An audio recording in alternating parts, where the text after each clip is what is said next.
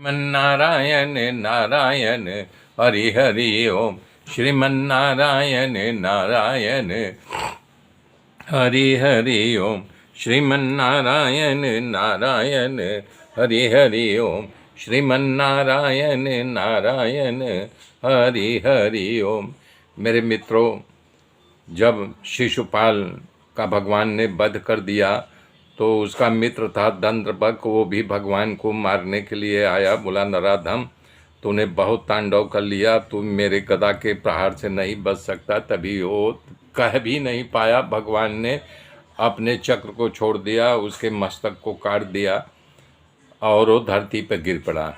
जब शिशुपाल को मारा था तो उसके शरीर से तेज निकल करके भगवान के शरीर में समा गया था। उसी तरह जब दंत्रबक को मारे तो उसके भी शरीर से एक तेज निकल करके भगवान के शरीर में समा गया। क्योंकि दोनों पूर्व भगवान के पार्षद थे, ये इनका तीसरा और अंतिम जन्म था और वो लोग मुक्त हो गए। हे राजन, दंतवक्र का भाई एक विदुरथ था।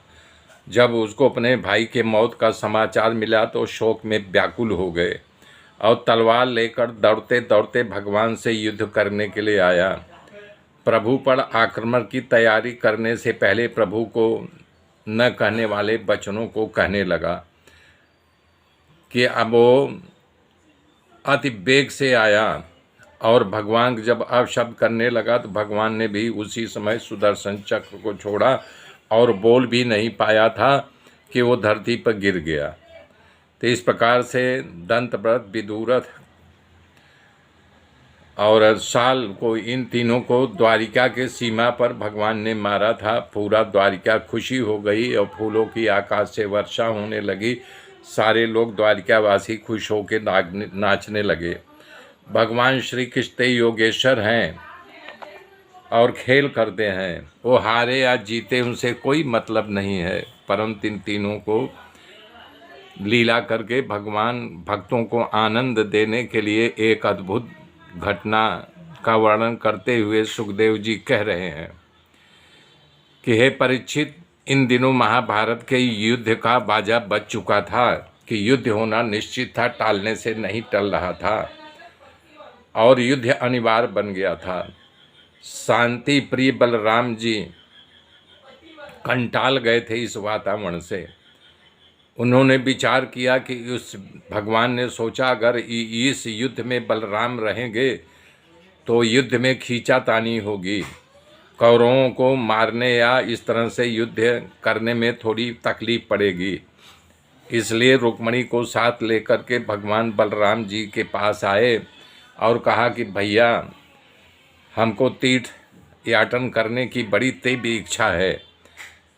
तो बलराम जी ने कहा, तो इसमें अनुमति लेने क्या ज़रूरत है, जाओ करके आओ। बोले, नहीं भैया, इसका नियम होता है तीर्थ यात्रा करने का कि बड़ा भाई जब तक तीर्थ यात्रा न कर ले तब तक छोटा नहीं जा सकता है।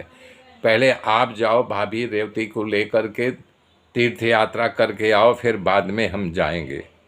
इस तरह बलराम को बुद्धि विवेक जगा करके उनको तीर्थ यात्रा पर भेज दिया।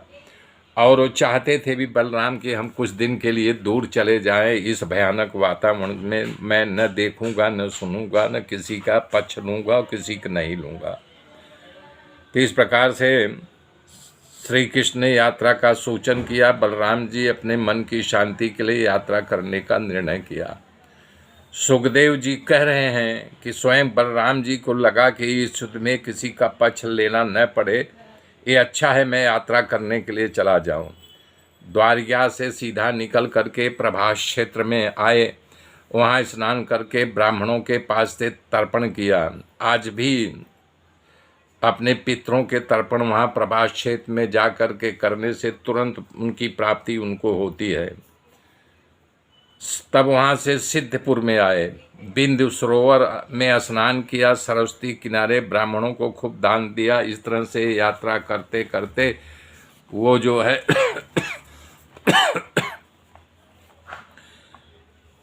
जमुना जी था, यमुना जी के तटवर्ती प्रदेशों की यात्रा करते करते नैमिषारण्य पहुँचे। मेरे मित्रों, मेरे साथ बने रहिए, आगे की गाथा फिर कल जोड़ूंगा। तब तक के लिए जय श्री राम, जय श्री राम, जय श्री राम।